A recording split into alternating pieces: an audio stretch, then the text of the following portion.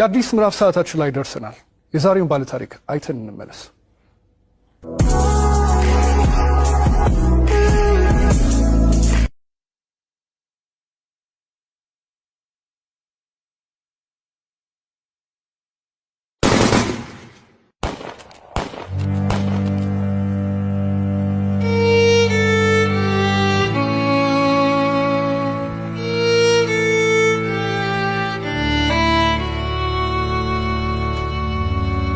ሰሜን ብርቱካን እባላለሁ። ተወልጄ ያደኩት ስናን ወረዳ ነው። ከእናትና ከአባቴ የመጀመሪያ ልጅ እኔ ነኝ። እኔን እንደወለዱ ነው አጋጣሚ አባቴም ወደ መንትን ያለ የተሰደደው። እናቴ በህይወት ያረፈችው በወሊድ ምክንያት ነው። ከዛ በኋላ ምንድነው የተደረገው? አያቴ ጋር እንዳድግ ቆየው። ከአያቴ ጋር እየኖርኩ ያለ 8 አመት ሲሞላኝ ትንሽ እሷንም ይቸግራታል። እባካችሁ ልጅትን ለሰው ልስጥ እና ፈልጉልኝ ምናምን ትላቸዋለች እሷ ማለት ነው አያቴ አሉ። በ8 አመት ያስወጥተው ወሰዱኝ። ከዛ እሱ የሁለት ልጆች አባት ነው፣ አንድ ሴትና አንድ ወንድ እና እነሱን እያሳደኩኝ ልብስ የምሳጠብ የልጆቹን ማለት ነው ካልሲ ያጥባለሁ፣ ወጥ እንድሰራ ሙያ እንድለማመድ እነሱ እያበረታታችኝ ሴትዮዋ ኢቭን በዓላት ራሱ ሲኖር ማንኛውንም ነገር ሲኖር ለልጆቹ ልብስ ሰርፕራይዝ ይገዛላቸዋል ወደ አመት ምናምን ሲመጣ።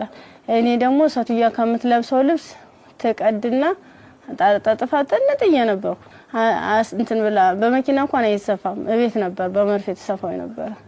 እሱን ለብሼ እሄዳለሁ። ጫማም የተወርቁ የወደቀውን ልጆች ተጠቅሞ የጨረሱትን እሱን ሰጎትት ምንስል የባለም እንደዛው እየተማርኩኝ እያለ የሆነ ደረጃ ተሸላሚ ሆንኩኝ። እስከ 8 ደረስኩ። ከ8ኛ ክፍል በኋላ የሆነ ስራ ቤት ልብስ የሆነ እየተጎረመስኩ ስመጣ ስራው እያያዘኝ ትምህርቱም እያያዘኝ እየከበደ ሲመጣ ስራዬን ለዲቱ ሙሉ ሰዓት አንተደላለሁ አልተኛም ነበር። 24 ሰዓት ነበር። ከዛ ዩኒቨርሲቲ ኢንተርሶርት ያከፈል ጨረስኩ። 12ም ያው 392 አመጣው። ውጤት ከመጣ በኋላ ወደ ዩኒቨርሲቲ ተመደብኩኝ።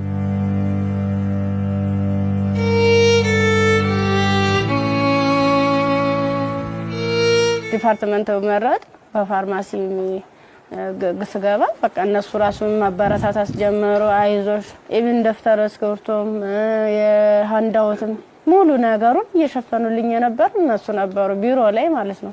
አሪፍ ውጤት ነበረኝ።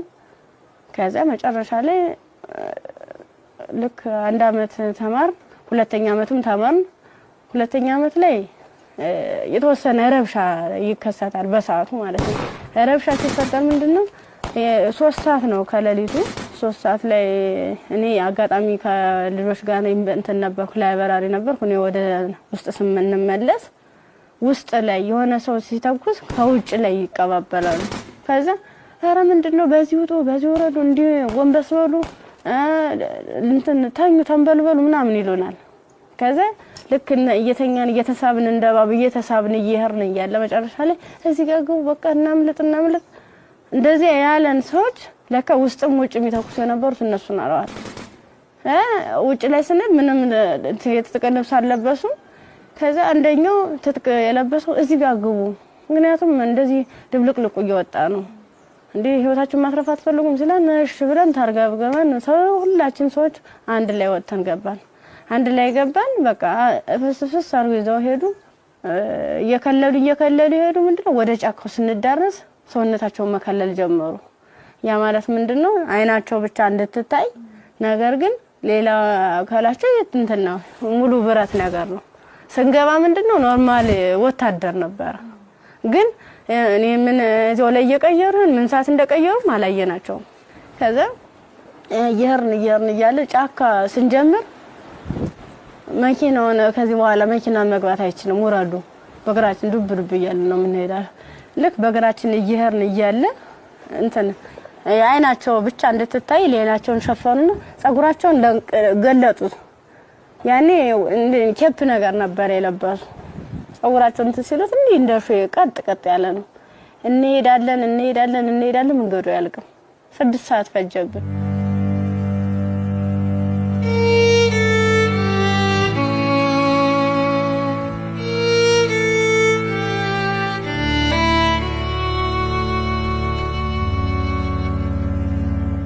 ሳይመረስ አይቀርም ስንደርስ ምንም ነገር የለም ቤት የለም ምን የለም በቃ የሆነ ሜዳ ነገር አለ ትክክለኛ እንትን ማለት ነው አረንጓዴ ነገር አለ እዚህ ጋር ስፖርት ስሩ ይሄንን ስልጠና መውሰድ አለባችሁ በዚህ ነው አሁን ያመጣናችሁ ምንድነው እናንተን ፈልገናችሁ ነው በቃ ለትጥቅ ስለፈለግናችሁ ስልጠናዎችን መውሰድ አለባችሁ መማር አለባችሁ ከዛ ሳናቸው ይዋል እያደር ትንፍስ እንዳትሉ እና ዳቦ ሲሰጡ እንደ ዳቦ ነው እንደ ንስ እያሉ ነው እንደዚህ የሚወረውሩልን ማለት ነው አይጠጉንም ሁሉ ከዛ እየወረወሩልን እያነሳን እንበላለን ያው ሆድ አይደለም ይርበናል ምን ጠጣው ውሃ ስናጣ ደግሞ በለበስነው ልብስ እየዘፈዘፍን ምንጭ ነገር እናገኛለን ወራጇ ዝም ብሎ ቆሻሻ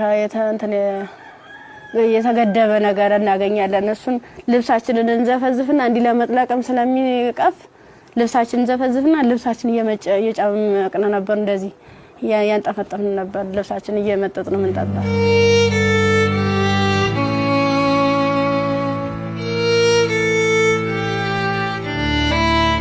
አመት ከ6 ወር ከሞላ በኋላ በቃ ስራችንን እንጀምር ይላል አንደኛው ማለት ነው ስራችንን እንጀምር ፕሮሰሱ አልቋል ያቀርነው ጊዜም እስከዚህ ነበር ምን ፈልገውን ነገርም ተሳክቶልናል አሁን ደግሞ እንቅስቃሴ እንጀምር ዳይ ምናምን አሉና መጀመሪያ ላይ ልብስ ነው አውልቆ የታዋን ሙሉ ልብሳችንን አውልቀን ነው እንግዲህ እንደንተን ሶስቶቹ አራቶቹ ተሄዱ በኋላ ነው አምስተኛ ላይ ነበርኩ በአምስተኛው ሰዓት ላይ ምንድነው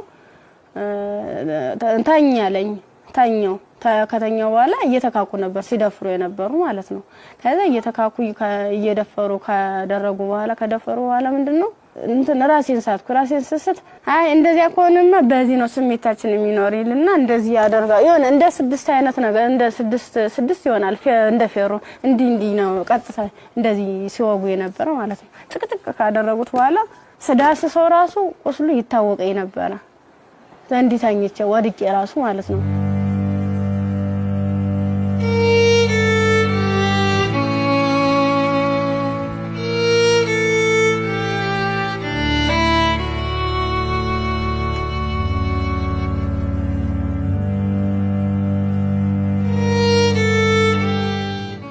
ካንገት በላይ ደግሞ እንትን በምንድነው ጭንቅላቴ ነው ሁለቴ ሲመታኝ የኛው ተከፈተ ጭንቅላቴ ማለት ነው እንደዚህ ያድርገዋል ማለት ነው ሌላስ ምን ይሻላል ከዛ የሆነ እንትን የሚልም ነገር አለ ቢላ ማለት ነው በሱ ይፈቀፍቀዋል ጻጉሬን ማለት ነው ሲፈቀፍቅ እየደማ ነበር በዚህ ሚተለትላሉ እንደምላጭ አይነት ነገር ይዘዋል የሁሉ ትልትል ነው ይሄን ማህፀኔ ከተጨቀጨቀ በኋላ ምንም አላስታውስ ሜትተጣል ምን ሆነ ግን ምንድነው በስድስተኛ ቀና በየን ተሰል ምንም ነገር የለም ከጎኔም ረሳለ ከጎኔም ልጅ ተርትላለች በቃ ከሷ የተሻልኩ ስለሆነ የለበስኩትን አረቄን ልብሴን ሙሉ ጫርጌ አውልቄ እንትን አሰርኩት ተንትኑ ጋር አጣብቄ አስሬ እየጎተትኩ ያ ማለት ምንድነው እኔ ሙሉ አካል ስላለኝ ነው ያንንስ አድርጌ ነበር እየጎተትኩ ይተላቀስ ርያል በቃ አርቃንሽን ሆነሽ በጣም ነው የሚያሳዝነው ቁምጣ ነበረች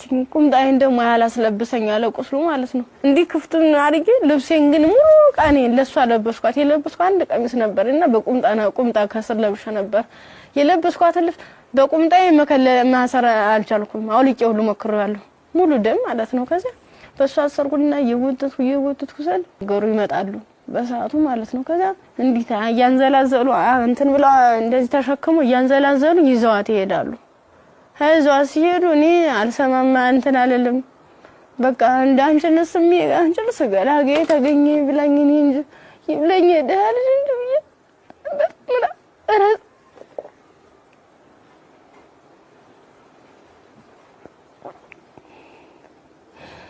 ይብለኝ እኔ እንጂ ብዬ ያርኩኝ ከዛ ያርኩኝ አላቋልኩኝ ሀገሩን እንዳልጠየቅ ምኑን ልጠይቃቸው በቃ ውስጥ የተጨነቀው ሁሉ መጨረሻ ላይ ጫካውን ስጨርስ ከተማ አገኘሁ ከዛ አባቴ እኔ ምን ዩኒቨርሲቲ ተማሪ ነበርኩኝና ልብሴን አጋጣሚ ልብስ ለብሼ እጅ ሌባ ወስዶብኝ ነው እስኪ ማከ ገዛልኝ አልኩት ስገዝለው 50 ብር የሚላ ሰናገኝ ከሱ ላይ 50 ብር ከፍሎ ልክ አንድ ጥቁር በጥቁር አይነት ነገር ነው እሷን አለበሰኝና በቃ ልጅሽ ሊሊ ብሎ ዩኒቨርሲቲ ሲሄድ ቀጥታ ዳይሬክተሩ ቢሮ ነው የገባሁት።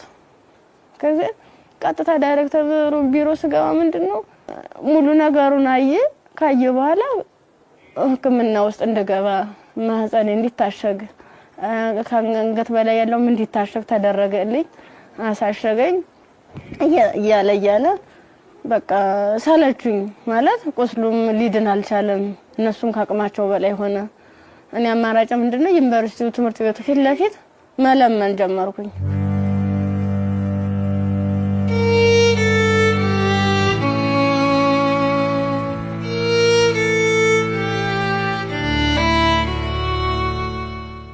እንደ ኢንፌክሽን ፈጥሯል መሰለኝ ብዙ ቀን ስለቆየው 6 ቀን ማለት ቀላል አይደለም። ያን እየቆራረጡ እያወጡ እያስተካከሉ እያጠሙ ሲሉ መጨረሻ የልብም ኬዝ እንዳለብኝ የታወቀም እዚያ ነው። ልክ በራሳቸው መኪና ነው ወስደውኝ አምጥተው እዚህ ጣሉኝ፣ አዲስ አበባ ማለት ነው። ከዛ አዲስ አበባ ሲጥሉኝ ምንድነው ወዴት ልሄድ በቃ ህይወት መስቀልቅል እንዳለብኝ እብድ ሆንኩኝ፣ አበርኩኝ። ከጊዮርጊስ ወደ ማርያም ሄድኩኝ። የማርያም ቀን ነው ልሄድ እስኪ ምናምን ብዬ ሰው በሚሄድበት እየተከተልኩ ስል ቅድስት ማርያም ይላል። እዚያ ቁጭ ብዬ እየለመንኩኝ ታገኘኛለችና ብር ትሰጠኛለች። 50 ብር ተሰጠች። በኋላ ምን ፈልገሽ ነው ምናምን አይዞሽ ምናምን አለችኝ። እኔ ኮሌጅ ተማሪ ነኝ እና በዚህ ረብሻ ምክንያት ነው እንደዚህ ተፈጠረው። እንዴት ላድርግ እንዴት ልሄድ ብለሽ አልኳት። የት ልሄድ ብለሽ ስላት አይ እንደዚህማ ከሆነ ከኒልክ ጤና ጣቢያ እንውሰድሽ ብሎ ጤና ጣቢያ ሲሄድ የምጥ መርፌ ሰጡ። እስቲሽ አደረጉ። ከተወለደ በኋላ በጣም ራበኝ። በቃ ምኑን ላጥበው ማጣው ሳጣ ሲርበኝ ማዘር ተሬዛ ጋር መጣሁኝ። ምን ላድርግ አልኳት። በቃ ጨለመብኝ፣ እባክሽ አስገብኝ ስላት ከጎንሽ አለን ብላ መድኃኒቶቹንም ያንዳንዱ የህክምና ክትትሎችን እያደረጉልኝ ውስጥ ላይ ከነሱ አቅም በላይ የሆነውን ሪፈራል ተጻፈልኝ።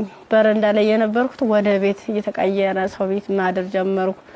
እያልኩኝ በእነሱ ጥረት በእነሱ ጥንካሬ በማዘር ተሬዛ ማለት ነው ለልጁም ሆነ ለኔ ህክምና ወጪዎችን ያንዳንዱ እየሸፈነች እሷ እንደ እናት ሆና እየመከረችኝ ያጽናናችኝ እንባዬን እያበሰችኝ ነበር። አንድ እሷ ናት።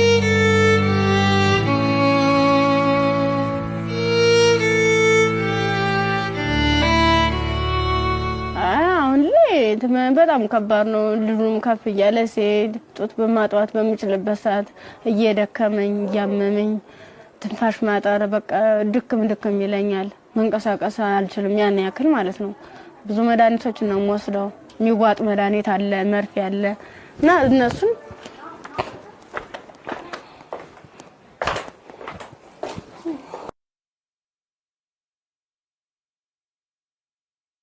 እነዚህ ነው መድኃኒት እየወሰድኩ ያለ።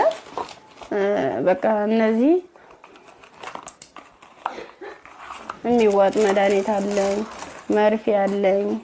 ይሄን ነገር ነው እየወሰድኩ ያለው እና ይሄን መድኃኒት ስወስድ ደግሞ ለኔ የሆነ ማለት ምግብ ያስፈልገኛል። ምበላው መጠጣው የለም። የምታዩት ነው ደረቅ ኮቾሮ ነው። አሁን ቅድም እንደውም ሳዘጋጅ ነበር ኮቾሮ እዚህ አለ ዘፍዝፌ ነው የነው ያለው። አሁን የራስ በራስ ይውላል። የዘፍዝፌው ስለቆየው ቅድም ነው እናንተ ቀረጻ እያዘጋጃችሁ ያለ የዘፈዘፍ ማለት ነው። የዘፍዝፍ ካለ በኋላ ለልጅ ምንድነው ፍትፍት አድርጌ እኔ የምበላታለሁ እሱም የሚበላት ይችል ነው እና ሙዝ ምናምን እገዛለታለሁ። ብስኩት መጠለያ ያስፈልገኛል። አሁን ያለበት ቤት ስፖንሰር አንድ ወር ከፍሎልኝ ነው ሄደ። ሌላውን ግን እየለመንኩ ነው ውጭ ላይ ማለት ነው። የሆነ ነገር የልጅውን ወደ 3 ወር አለፈው ሰው እንድንቆጣጣው ማለት ነው። መታጠቢያ ሳፋ የለም። ብቻ ቃላት የለኝም። በቃ የድረሱልኝ ምን አንድም በቃ ወደ ፊትስ ምን አይነት ህይወት ነው የሚኖረው? ምንድነው የማደርገው? ለመናገር በጣም እየራበኝ ነው። በቃ ራበኝ አልቻልኩም።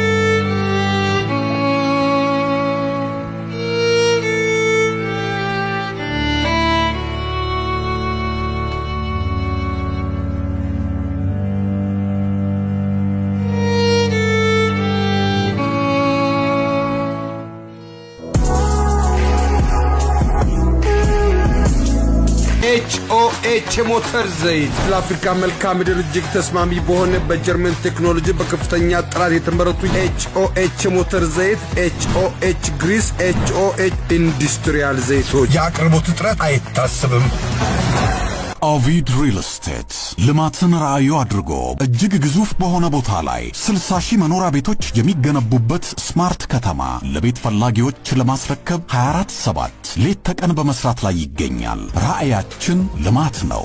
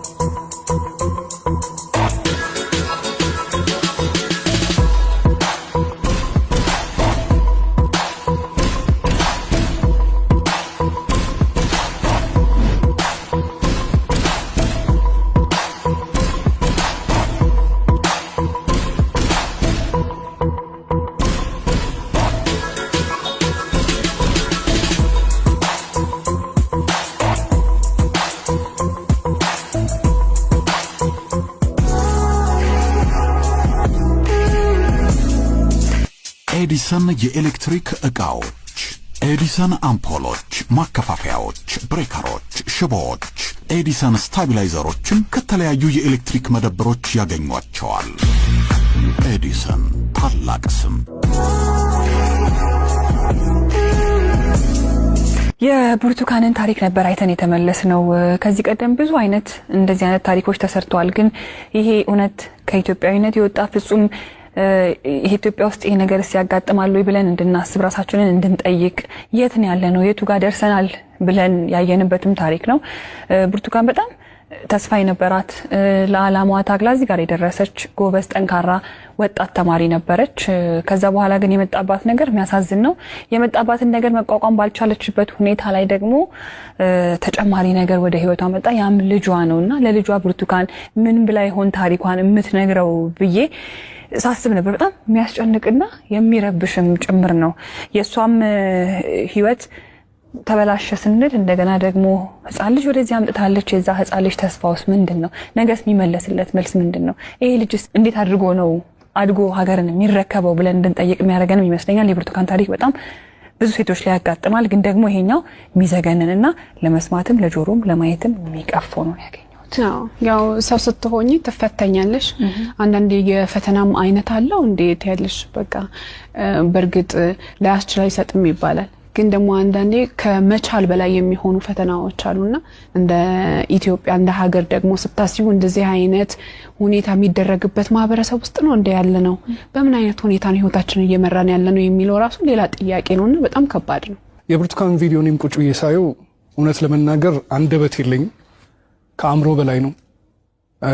እጅግ በጣም የሚሰቀጥጥና የሚዘገንን ከመሆኑ ብዛት የተነሳ ጭራሽ እንደውም ፊልም ነው እንዴ አክቲንግ ነው እንዴ የሚያስብል ሁላ። ምክንያቱም ያው ብዙ ሆረር ፊልሞችን እንሰማለን፣ ግን የእውነት መሬት ላይ የወረደ እንደዚህ በዚህ ልክ የሚሰማ ነውር ሁላ አለ ወይ እስከ ማለትም ድረስ አለና ብርቱካን እንግዲህ ስቱዲዮ ውስጥ ትገኛለች። አብረን ቆመን እንቀበላለን። እንኳን ደህና መጣሽ። እንኳን ደህና መጣሽ። እንዴት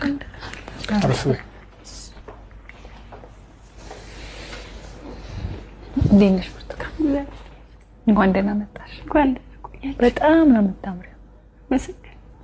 በጣም ቆንጆ ከለሯ ራሱ እንዴት እንደሚያምር። ያው ዩኒቨርሲቲ ስንሄድ ሁላችንም የምናስበው ነገር አለ አይደል? ቤተሰብ ጋር ያለው ደስታ አለ፣ ስትሄጂ የምትዘጋጁ ዝግጅት አለ። ከሄድሽ በኋላ ደግሞ ያው ቤተሰብ ነው ገንዘብ የሚልከው የምፈልገው ነገር። ያን ጊዜ እንዴት አሳለፍሽው? ስትሄጂስ እንዴት ነበረ? ስሄድ 300 ብር ነው የተሰጠኝ። ያ ማለት ያንቺ 300 ብር የሆነ ቦታ ላይ ትላካል ማለት አይደለም፣ አድርሶ የሚመልሰኝ ነው። አመት ሙሉ የሚዘልቅ ማለት ነው። ጓደኞቼ በፕሌን ጓደኞቼ በመኪና እየተመላለሱ በዓላትን ሲውሉ እኔ ግን ለአንድ አመት ተውሎ 300 ብር ነው ካልኩሌት ተደርጎ ይሰጠኝ ነበር። ስንት ነበር ትራንስፖርት? 150 ብር ነበር ሄጃው። እንደ ሴት ደግሞ ለሴት የሚያስፈልግ ነገር አለ፣ ምን እንቀባዋለን፣ የተፈጥሮ ጉዳይ አለ። ለዚህ ሁሉ ነገር ገንዘብ ያስፈልጋል። በምን ነበር ያን ነገር ነው? ጓደኞቼ የተሻለ ህይወት ነበር እንትን የሚሉ ባለሀብት ልጆች አሉ። እነሱ ነበር የሻር እያደረጉ እያዋጡ ነገሮችን የሚሸፍኑ ኢቭን ሞዴስ ራሱ ይገዙልኝ ነበር። ጓደኞቼ ነበር ከጎን ያሉት ማለት ነው። እሺ ከዛ በኋላ ያ ሁሉ ነገር አለፈና ዩኒቨርሲቲ ገባሽ። ዩኒቨርሲቲ ገብተሽ ሁለተኛ ዓመት ተማሪ ሆነሽ ነው ይሄ ነገር ያጋጠመሽ። እንዴት ነበር እስቲ ጊዜውን አስታውሽ? ማለት በጣም ነው የሚከብድ። 3 ሰዓት ላይ ልክ ከላይ ወረ 3 ሰዓት ዘጋብኝ። መመለስ አልፈልግ እንደ ወጣሁኝና የሆነ ይሮራጣሉ ማለት ነው ሰዎች። ስንሄድ በቃ ኧረ እንደዚህ ተኩስ የተነሳ ማለም ትሄዳላችሁ፣ በቃ በዚህ ሄዱ ነው በዚህና እንትን በሉ እዚያ ካግቡና ሲሉን እኛ በሰዓቱ ተኛን ተቆርቁሮ ነው የመሰለን። እኛ እንደዚህ ለማትረፍ ነው ብለን ተንደርድረን ራሳቸው መኪና ገባን። የነሱ መኪና ምን እንደሆነ ረብሻ የሚፈጥሩ ሰዎች በመጡበት መኪና። አዎ ከፍት ነው ከኋላ። 1 አመት ከ6 ወር ነው እዚያ የቆየነው ጫካ ውስጥ ምንም ነገር ሳይፈጠር። አመት ከ6 ወር ምን ነበር የሚሏችሁ? ትጥቅ ነው ልንቀየራችሁ ነው ትታጠቃላችሁ፣ አለበለዚያ ያሰብነው አለ እሱ እንሰራለን አብረን ምን ይሆናል እያሉ። የት ነበርስ የምታድሩት? እዚህ ውጭ ላይ ነው። ብዙ ጊዜ ዛፍ ነበር እንዲታከልል ተነመለ ነበር። እዛ በምትሆኑበት ጊዜ በተለይ ለሴቶች አስቸጋሪ ሁኔታ የንጽህና መጠበቂያ ማግኘት ነው። ያንንስ እንዴት ነበር የምታሳልፉት? የምን ንጽህና መጠበቂያ ነው? በቃዝም ብለን ስናክ ነበር የምንውለው። ከ1 አመት ከ6 ወር በኋላ ምንድነው የተፈጠረው? መጨረሻችን ላይ ሰልፍ አሳለፉን። እርቃናችንን አውልቀው ልብሳችንን ካወለቁ በኋላ ሰልፍ አስያዙ። እኔ አጋጣሚ ከ5ኛ አካባቢ ላይ ነበርኩኝ። ግንኙነት ከተደረገ በኋላ ሲጨቀጭቁ ራሱ በፌሮ ሲወጉ አላስታውስም። ደንዝዟል ሰውነት። ምን ያህል ሰው እንደተደረገ አላውቅም። በ6ኛ ቀን ስነቃ እንደ መበላ ነው የሚፈሰው። እሷ ደግሞ አንድ አካል ስለጎደላት ምንድነው አማራጭ? የለበስኩትን ልብስ አውልቄ ለሷ ነገሮቿን አስሬ ነው ቅፋ እየወተትኩ ጀመር ጀመሩ። እንዳላዝላት አልችላትም። ከዛ አብረን ነው እኮ ምን ሄደው አንቺን እኮ ትችላለህ ድም ስትለኝ እንዲሁ ነው ሁለት አካለ ስንኩል ማን ይቀበለናል አልኳት። ምክንያቱም ማንም ቢሆን እንደዚህ ደም እየፈሰሰ እንደዚህ ምድሩ ሁሉ ጨልሞብኝ ነገ ወዲያ የተሻለ ህይወት አገኛለሁ ብዬ ነገ ወዲያ ጥሩ ቦታ ደርሳለሁ ብዬ አሰብኩት ልጅ በቃ መጨረሻው እንደዚህ ሲያመር እንደዚህ ሲሆን በጣም ከፋኝ። በቃ ለሁሉም ማለት ነገ ወዲያ እንዴት ነው የምሆነው? ምንድነው ማድረግስ የምችለው? በምን አይነት መልኩ ነው ህይወቴንስ መጠገን የምችለው? አይዞሽ የሚለኝስ ማንኛው ሰው ነው? በቃ እንደው እንደዚህ መጨረሻ ላይ ምንድነው ጎዳና ተዳዳሪ ሆንኩት። ጎዳና ነው ወድቄ በቃ እኔ እንጂ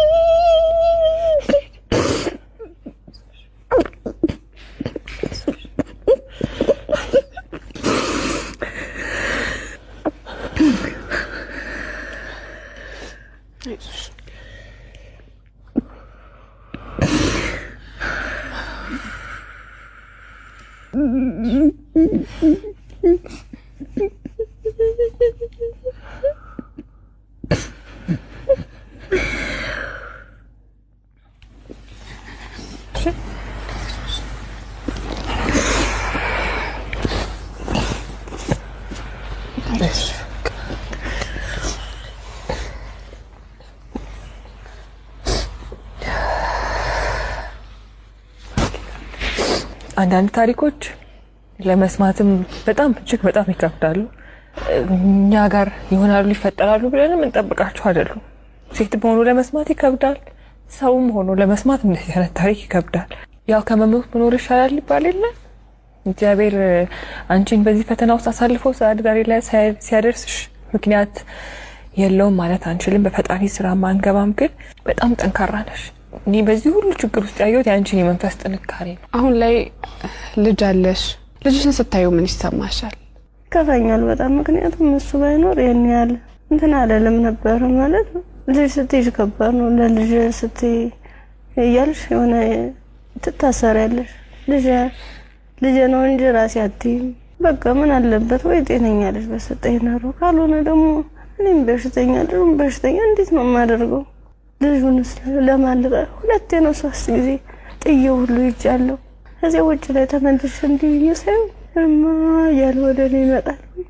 እናፈሩን በበላሁት በቃ አብረን እንሞታታለን ብዬልሽን መቀፈርቂ እንደገና ራሴን ይቅርታ ጠይቄ እንደ ትልቅ ሰው ጥያቄና መልስ በራሴ እየተመለሰ እንደዚህ ከሆነ እሽናን በየሽ ከፋርጌ ይወዳለሁ። ያሳደጉሽ ቤተሰቦችሽ በጠፋሽበት ወቅት ከዛ ሁሉ ነገር ሲሆን ይሄን ሁሉ ታሪክ ያውቃሉ፣ ግን አልቀበልም ነው ያለ። አሁን ላይ ጤናሽ እንዴት ነው? ሕክምና በጣም ያስፈልገኛል። ከሕክምናም በላይ የምክር አገልግሎት ያስፈልገኛል። ነገ ብርቱካን ምን ብታገኝ ትመኛለች? እኔ አሁን የምፈልግ አንድም በጤንነቴን የሚከታተለኝና በቃ ትምህርቴን መማር የምፈልገው ወደፊት የተሻለ ህይወት መኖር እፈልጋለሁ። ልጅን በጎን አይኑን እያየው እየተጫወትኩ አብሬ እንደ እናት እንደ አባት እንደ ወንድም ከጎን ይሆንልኝ። እሱም አድጎ ጠብ እንዳያገኙ ተሻለ ህይወት እንድደርስ ነው የምፈልገው። ዛሬ ወደ አዲስ ምዕራፍ የሚያሸጋግሩሽ ስጦታዎች እኛ እናበረክትልሻለን። እንግዲህ ብርቱካን በጣም ብቻሽን በከባድ ሁኔታ ልጅሽን እያሳደግሽ ነው የምትገኘው። በመሰረታዊነት በመጀመሪያ የሚያስፈልግሽ ደግሞ የቤት ኪራይ ድጋፍ ነው። ኢቢኤስ ቴሌቪዥን ይሄንን ስለሚያምን ደግሞ የ1 አመት ያለምንም ሀሳብ ከልጅሽ ጋር ሆነሽ ራስሽን እስክትቋቋሚ ድረስ የ1 አመት የቤት ኪራይ ይሸፍንልሻል። ሌላው እንግዲህ እኔም በጣም ተርቤያለሁ። ልጄንም ለማጥባት ደግሞ መብላት አለብኝ። ካልበለው ደግሞ ወተት የለም ጡቴ ብለሻል። እውነት ነው። እናት ስንሆን ደግሞ የበላነው ሁሉ ደግሞ ወደ ልጃችን ነውና መብላት፣ ራስን መጠበቅ ራብ መጥፎ ነው ይባላል። እውነትም መጥፎ ነው በጣም። ስለዚህ የ6 ወር አስቤዛ ደግሞ የቤት ይሸፍንልሻል። ከቤት ኪራይና ከአስቤዛ በተጨማሪ ደግሞ የልብስ ማጠቢያ ማሽን ኢቢኤስ ቴሌቪዥን ያበረክትልሻል። በጣም ትምህርትሽን ትወጃለሽ፣ መማር ትፈልጊያለሽ፣ መለወጥ ትፈልጊያለሽ። ባላሰብሽው ባልጠበቅሽው ሁኔታ ከትምህርትሽ ገበታ ወደ ኋላ ቀርተሻል። ያኔት ኮሌጅ ደግሞ በመረጥሽው በፋርማሲ ሊሆን ይችላል፣ በነርሲንግ እንዲሁም ደግሞ በላብራቶሪ ቴክኒሻንነት 2 ቅርንጫፎች አሉ። ከሁለቱ በአንዱ ቅርንጫፍ መርጠሽ ትምህርትሽን እንድትከታተይ ትምህርት ቤት ወጪሽን ሙሉ በሙሉ ይሸፍንልሻል። እኛም ህልምሽ ተሳክቶ ስትመረቂ ደግሞ ለመምጣት ያውቃል። አሜን። ሌላው ደግሞ የሰው ልጅ ሁሉ ነገር ለማድረግ ጤናው ነው ቅድሚያው ነገርና ብርቱካን የልብ ኬዝም አለባት። እንዲሁም ልጇም እንደዚሁ ሕክምና ያስፈልገዋል። ከምንም ነገር በላይ ደግሞ የሳይኮሎጂ ባለሙያዎች እንደዚሁ የሚያዩ ይኖራሉና የሕክምና ድጋፍ ያስፈልጋታል በተለያየ አይነት መንገድ። የልብም እንደዚሁ የሳይኮሎጂም የልጇም ጤናም ጭምር ማለት ነውና በዚህ ላይ ደግሞ ድጋፋችሁን እንድታደርጉ እንላለን። እኛ እንዲሁም ደግሞ ሀገር ውስጥም ከሀገር ውጭም ያላችሁ መልካም ደጋግ ኢትዮጵያውያን ይህን ፕሮግራም የምትከታተሉ እንግዲህ መቼም ዝም እንደማትሉ ፍጹም እምነታችን ነው። ከብርቱካን ጎን ነን የምትሉ በዚህ አድራሻዋ ልታገኟት ትችላላችሁ። በቃ ሙሉ ነገር ላደረጋችሁልኝ ገዛ ላደረጋችሁልኝ ሁሉ ነገር ተበበ ከልብ አመሰግናለሁ። ኢቢኤስ ቴሌቪዥንም እድሜ ጤና ይስጥልን። በጣም ነው ማመሰግነው። እወዳችኋለሁ፣ አከብራችኋለሁ። ነገ ወደ ደግሞ የኔ ህይወት ተሳክቶ የኔ መጥቼ እናንተ መጥቼ እዚህ ውስጥ ማስደስተበት ቀን ይናፍቀኛል። ደግሞ አደርገዋለሁ። እናምናለን እኛ። የአዲስ ምዕራፍ ሰዓታችን ይህን ይመስል ነበረ። እሑድም በኢቢኤስ ይቀጥላል። መልካም ጊዜ።